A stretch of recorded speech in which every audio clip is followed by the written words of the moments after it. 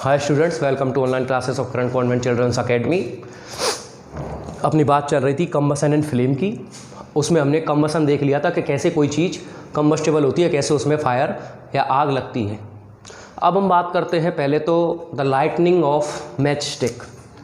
The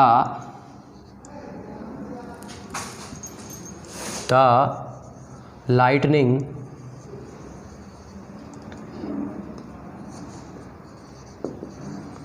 of match stick.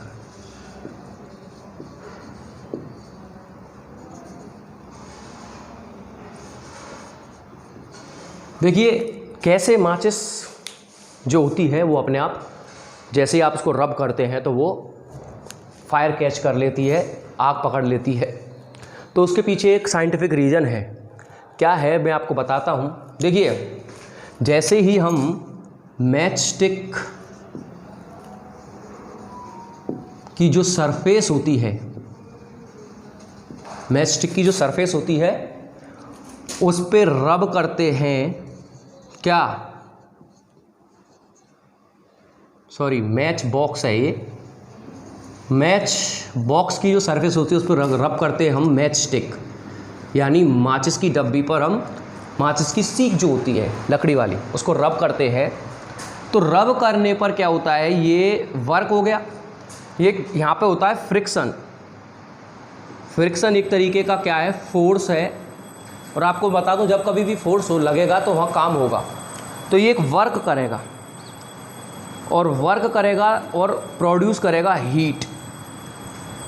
ये heat इतनी होगी कि इस मैच स्टिक के ये जो हीट है वो इतनी होगी, इसका टेम्परेचर क्या है, इतना होगा कि इसके इग्निशन टेम्परेचर, क्यों, इसके इग्निशन टेम्परेचर को क्रॉस कर जाएगा। क्या कर जाएगा, क्रॉस। और आपको पता है कोई भी ऑब्जेक्ट जब उसमें कम्बसन होता है, जब वो जलता है तो उसको जलने के लिए एक चीज़ चाहिए सबसे इम्पोर्टेंट, कि उसमें उसका इग्निशन टेम्परेचर क्रॉस होना चाहिए। सबका अलग अलग इग्निशन टेम्परेचर होता है, किसी का ज़्यादा होता है, किसी का कम होता है। तो इसका कम होता है तो इसके इग्निशन टेम्परेचर क्रॉस कर जाएगी और उसमें फायर या आग लग जाएगी और वो जल पड़ेगी। तो ये छोटी सी प्रोसेस होती है लाइटनिंग ऑफ मैच स्टिक की।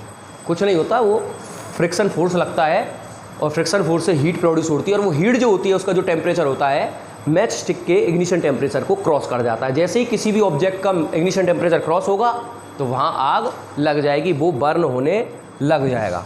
ठीक है, अब हम बात करते हैं, ये सारी बात तो हुई हमारी कि आग कैसे लगेगी, बर्निंग कैसे होगी।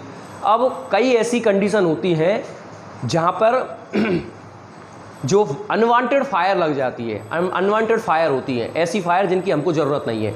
जैसे घरों में आग लग गई, जंगलों में आग लग गई, तो उनकी हमें ज़रूरत नहीं है, तो उसको हमें इमीडिएटली एक्सटिंग्विश यानी बुझाना पड़ेगा। तो इसी के बारे में बात करेंगे, एक्सटिंग्विशिंग अ फायर।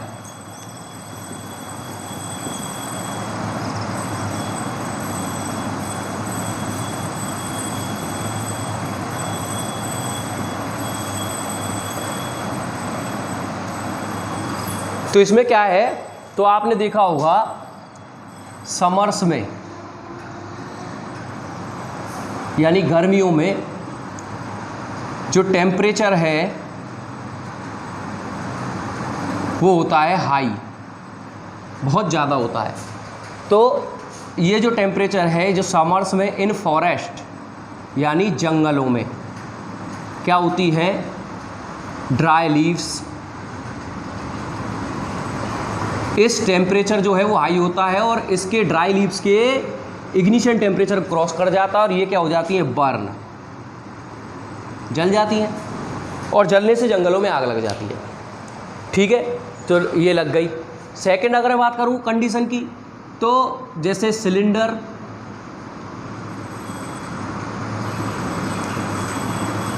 किसी भी हमारी कोई कमी की वजह से सिलेंडर्स खुले छूट गए, कुछ भी लीक है, उनमें आग लग जाती है। थर्ड अगर मैं बात करूं कि कोई पेट्रोल है, डीजल है, या फिर क्या बोलते हैं उसको, मिट्टी के तेल को, केरोसिन है, इनकी वजह से आग लग सकती है। ठीक। ये कुछ रीजन होते हैं जिनसे अनवांटेड फायर लग जाती है, अनवांछित आग लग जाती है, तो इनको बुझाना यानी एक्सटिंग्विश करना बहुत ज़रूरी है। कंडीशन क्या चाहिए, देखिए कंडीशन अगर मैं बताऊं, ये मैं पहले ही बता चुका हूं। एक तो ऑब्जेक्ट जिसमें फायर लग रही है, बिना ऑब्जेक्ट के आग लगेगी नहीं, यानी एक्सटिंग्विशिंग ऑब्जेक्ट, या सॉरी इनफ्लेमेबल ऑब्जेक्ट या कंबस्टेबल ऑब्जेक्ट, यानी कंबसन के लिए ऑब्जेक्ट चाहिए। सेकंड, इग्निशन टेम्परेचर, जब तक किसी ऑब्जेक्ट का इग्निशन टेम्परेचर क्रॉस नहीं होगा वहां आग लगेगी ही नहीं। नंबर थर्ड, सपोर्टर, यानी O2 ऑक्सीजन, बिना इसके आग नहीं लग सकती। अगर हम इन तीनों में से किसी एक को हटा दें तो आग बुझ जाएगी, एक्सटिंग्विश हो जाएगी, आग पे कंट्रोल कर लिया जाएगा। तो देखिए, हाँ एक और कंडीशन है, इलेक्ट्रिसिटी फायर। कई बार ओवरलोडिंग हो जाती है घरों में, कई सारे ऑब्जेक्ट एक साथ चला दिए जाते हैं जिससे हीट बहुत ज़्यादा प्रोड्यूस हो जाती है इलेक्ट्रिसिटी के साथ साथ और आग लग जाती है। ऐसी जो फायर है जो इलेक्ट्रिसिटी की वजह से लगे उसको इलेक्ट्रिसिटी फायर कहते हैं। अब हर जगह पर पानी सक्सेस नहीं है। देखिए यह जंगल है, यहाँ आग लगी तो यहाँ आप अगर वाटर का यूज़ करेंगे तो इट्स ओके। क्या होगा, इसका इग्निशन टेम्परेचर कम हो जाएगा क्योंकि जो वाटर है टेम्परेचर को डाउन कर देता है। जैसे ही इग्निशन टेम्परेचर कम होगा आग बुझ जाएगी, एक्सटिंग्विश हो जाएगी। नेक्स्ट भाई, सिलेंडर या पेट्रोल डीजल केरोसिन से अगर आग लगी है तो देखिए अगर आप पानी डालेंगे तो ये तीनों ही हल्के होते हैं पानी से, ये ऊपर आ जाएंगे पानी के, पानी इनके इग्निशन टेम्परेचर को कम नहीं कर पाएगा क्योंकि इनमें तो आग लगती ही रहेगी, क्यों, ये ऊपर है, तो यहाँ वाटर सक्सेस नहीं है। इलेक्ट्रिसिटी फायर, इसमें बहुत बड़ा रिस्क है। अगर इलेक्ट्रिसिटी फायर लगी और कोई पानी फेंक रहा है इसको आग बुझाने के लिए, तो क्योंकि वाटर एक गुड कंडक्टर ऑफ इलेक्ट्रिसिटी होता है तो वो बिजली वहाँ और प्रोड्यूस हो जाएगी। यहाँ तक कि इवन जो आदमी जो है जो आग को बुझा रहा है उसको शॉक लग सकता है, इलेक्ट्रिक शॉक, करंट भी लग सकता है।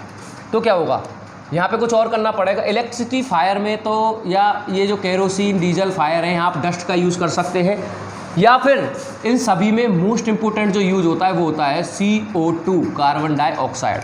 ये क्या है, कार्बन डाइऑक्साइड की मात्रा बढ़ेगी, ऑक्सीजन की मात्रा कम हो जाएगी, यानी कि इन सभी कंडीशन में आप क्या करेंगे, सपोर्टर को हटा देंगे, ऑक्सीजन को हटा देंगे। सपोर्टर नहीं होगा तो आग लगेगी नहीं और आग एक्सटिंग्विश हो जाएगी, बुझ जाएगी, आग पे कंट्रोल कर लिया जाएगा। तो ये बात है एक्सटिंग्विशिंग अ फायर की। आई होप आपको समझ में आया होगा। अब बात करते हैं हम फायर एक्सटिंग्विशर की। फायर एक्सटिंग्विशर, अग्निशामक, आपने देखा होगा व्हीकल्स में कोने पे रखा रहता है, स्कूलों में भी रखा रहता है, बैंक में जाओगे वहाँ रखा रहता है। एवरी जितने भी गवर्नमेंट ऑफिसेस है वो आपको पाएगा एक लाल कलर का सिलेंडर होता है, इसी को कहते हैं फायर एक्सटिंग्विशर। कई तरीके के होते हैं वैसे फायर एक्सटिंग्विशर।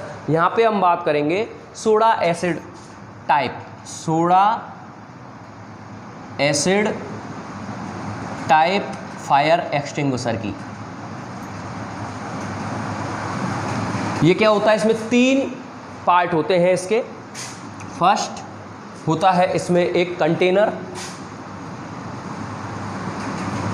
और इस कंटेनर के अंदर पाया जाता है सोडियम बाइकार्बोनेट। क्या पाया जाता है, सोडियम बाइकार्बोनेट। सेकंड होता है इसमें एक बॉटल, एक कांच की सी बॉटल होती है, और इस बॉटल में पाया जाता है सल्फ्यूरिक एसिड, सल्फ्यूरिक एसिड।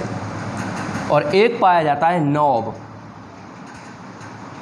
जैसे ही आप आग लग गई कहीं पे और आपको उसको बुझाना है तो आप इस नॉब को प्रेस करेंगे। क्या करेंगे, प्रेस यानी दबाएंगे। दबाने पर ये जो बॉटल है इसमें से सल्फ्यूरिक एसिड रिलीज होके यहाँ मिक्स हो जाएगा और मिक्स होके प्रोड्यूस करेगा, वैसे प्रोड्यूस तो करता है सोडियम सल्फेट, वाटर, और साथ ही में देता है CO2 यानी कार्बन डाइऑक्साइड। और आपको पता है कार्बन डाइऑक्साइड गैस क्या होती है, आग को बुझाने वाली गैस माना जाता है और आग बुझ जाएगी। ये इसकी एक पूरी प्रोसेस होती है। अगर मैं इसके फॉर्मूले की बात करूं तो क्या होता है, 2NaSCO3 ये रिएक्ट करवाया जाएगा किसके साथ, सल्फ्यूरिक एसिड यानी H2SO4 के साथ। जब ये दोनों रिएक्ट करेंगे तो प्रोड्यूस होगा सोडियम सल्फेट Na2SO4, साथ में वाटर H2O और साथ में कार्बन डाइऑक्साइड। इसमें मेन आपको कार्बन डाइऑक्साइड जो है वो आग बुझाने का काम करती है। तो ये बात हुई हमारी मैच स्टिक कैसे जलती है और फायर को कैसे आप कंट्रोल कर सकते हैं, एक्सटिंग्विशिंग ऑफ फायर, और एक अग्निशामक एक फायर एक्सटिंग्विशर की भी बात करी हमने। तो आपको समझ में आया होगा। Thank you very much.